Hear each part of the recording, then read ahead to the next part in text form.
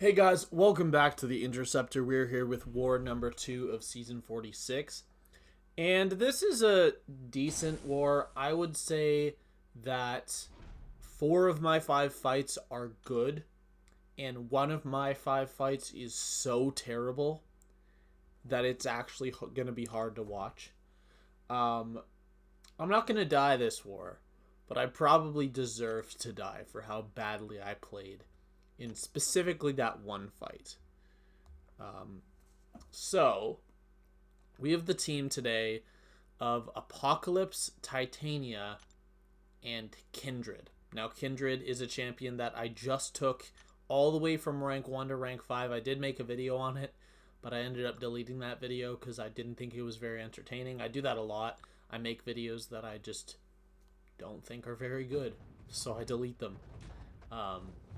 But this is a really straightforward fight. This is a Mantis. This is Apocalypse's only fight, and I was basically just told that I could bring whoever I wanted for this fight. I was thinking of bringing Gambit, but I just thought that, I don't know, like, I've not really used Gambit in war before, despite how much I've used him elsewhere, so I just wanted to use a champion that I know how to use in war. Maybe next time I'll go for Gambit if it's a fight this easy. This is just a Mantis on the debuff shrugging node with the damage reflection, but that never even mattered. We had power back boosts, and all we had to do was push Mantis to SP2 each time, so we didn't activate our sleep. But you'll notice that I have my baby Titania with me today. I have my 6-star, and I do have a 7-star rank 3 Titania. However, she is on defense, and she's actually gotten quite a decent number of kills as well. But for at least this war and next war, I do unfortunately have to use her, which sucks because I really don't like using Titania unless it's my 7-star. I really just don't like using her that much. Again, unless it's my 7-star. This is a really straightforward fight. When you knock him down, he gets an armor break. I figured that since this was only a rank 1 7-star, that it was probably not worth going for SP3. In hindsight, it probably would have been a little faster if I had went for SP3, but this is still a really safe fight. My idiot counter, I believe, is at 8 going into this war, but it's probably going to get about 10 points in the bishop fight. But yeah, this Ebony Maw at least is really straightforward. Even if I had to bait SP2 in this fight, it wouldn't be the worst thing in the world. But yeah, we had to go for 2 SP2s, so an SP3 probably would have been a good deal faster, but that's completely fine. The fight goes down in a little over a minute. I wish that someone else would be sent with Titania, because I just don't like using my 6-star, or take mine off defense. To me, those are the 2 options, but when I get sent with my baby Titania, I don't really like it that much. But this is an absorbing man, and I believe I'm going to make 1 mistake in this fight. I'm going to take 1 combo. But this was not a fight I was really too worried about. In fact, I didn't even notice until right now as I'm recording this video, that this is an ascended absorbing man. But yeah, there I get hit. Is that the only time I get hit? Huh, I thought it was more than that. I mean, other than when I'm indestructible and I'm taking hits on purpose. Trying to bait SP2. Nice, go for a light attack to set up my heavy. Perfect. Stand up intercept, he didn't want to go for it. And now I'm just building up to my SP3. You'll see I'm not really dealing damage. That's mostly because of, well, the little bit of regen he got. Also, right there, I could have countered with heavy because the cooldown is only for consecutive specials. And then there, unfortunately, he goes for an SP1 during my heavy. But that's fine, because I'm able to still get my heavy cancel into SP3 off, and I didn't actually take any damage from eating that SP1. So here, I'm just going to go for some heavy attacks, doing really good damage. Bait the SP2 right here. throw it. Yeah, go for a light attack, dash back into a heavy, really consistent timing there. And do a striker. Yeah, this fight looks pretty much done. And then there, because it was 2 SP2s back to back, I could not shut down the form. But it's not a big deal here. I'm just going to go for an SP3. I do go for a heavy into it, but that was overkill. The SP3 is just going to kill. I mean, that fight wasn't bad. It wasn't a perfect fight. I'm still fine with it. I mean, for a rank 4 taking a rank 5 ascended, that's a pretty decent fight. And now this is the fight I was terrified of, because the only better counter that I had was iDoom, and my iDoom is rank 3 unduped.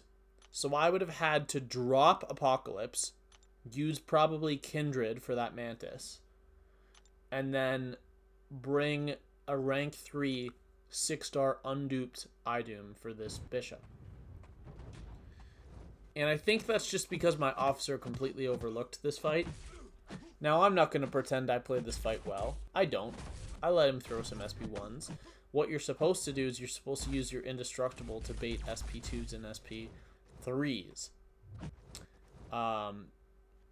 And he sent me a fight of Titania taking Bishop on a different node. I didn't really think I could employ that exact same strategy here, but I'm going to try something similar. But unfortunately, I am going to mess up the timing on his SP2 once in this fight, and that's really unfortunate here. I was just trying to not let him throw the special until my Indestructible came back, so I'm going to take quite a bit of extra block damage right here, just waiting for that timer to come back.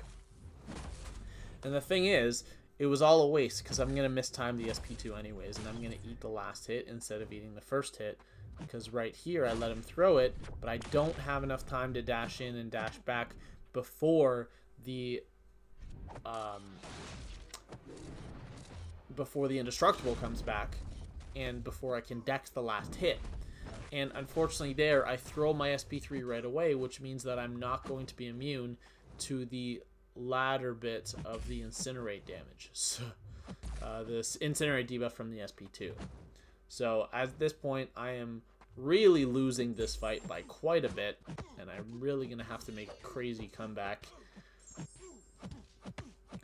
here, trying to not let him throw SP2 so I can get my Indestructible back. I do have it back, and here I'm going to time it correctly. That's what you're supposed to do right there, but yeah. He's at half health, I'm at 24%.